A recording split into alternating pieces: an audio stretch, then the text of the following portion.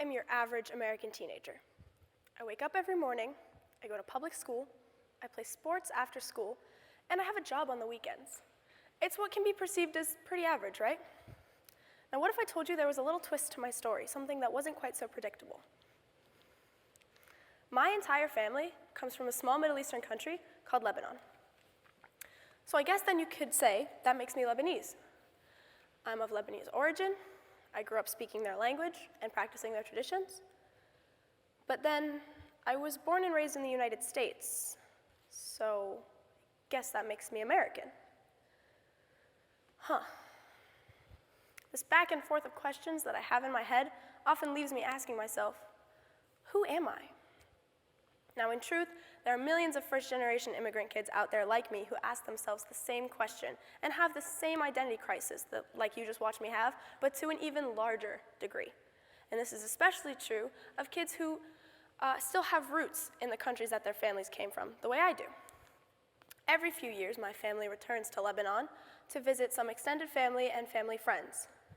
Now, when there's been, let's say, a 4-year gap since the last time you visited a country, it's quite predictable that the pop culture has probably changed. There's now new slang vocabulary, new music, things that weren't really a thing the last time you were there. If you have ever wanted to make a teenager feel 47 years old and outdated, I guarantee this is how you do it. Suddenly, all of my knowledge on their pop culture is outdated, and I feel too westernized, and almost like I should fit in, but I don't. Now, this isn't something that exclusively happens when I go abroad. This is also something that happens quite often at home. Something American that I will never understand is meatloaf. I really don't understand the need to make meat in the shape of bread. I'm not sure. But so instead of, let's say, for a family dinner having some meatloaf and maybe for dessert an apple pie, my family would have wara anab and maybe for dessert حلاوة الجبن. Wara anab being stuffed wrapped grape leaves and حلاوة الجبن being, bear with me on this one, sweet cheese. I love making my friends try that one. They're like, what is it? And I'm like, I'm not going to tell you, just eat it. It's not something with just food either, it also applies to music.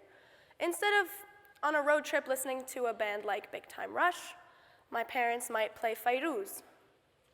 And as someone who is currently a fan of One Direction, I'm a little bit embarrassed to say that I never really knew who they were as a kid, because in the car, instead of listening to One Direction, we were probably listening to Wa'el Kfouri or something like that. But I do have to give credit where credit is deserved.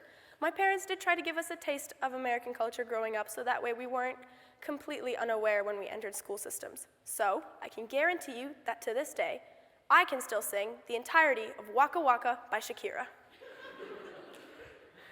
All jokes aside, this crisis is something that I struggled with a lot, and it's something that I know a lot of other people struggle with, not just when it comes to identity about race, but when it comes to ethnicity, gender, sexual orientation.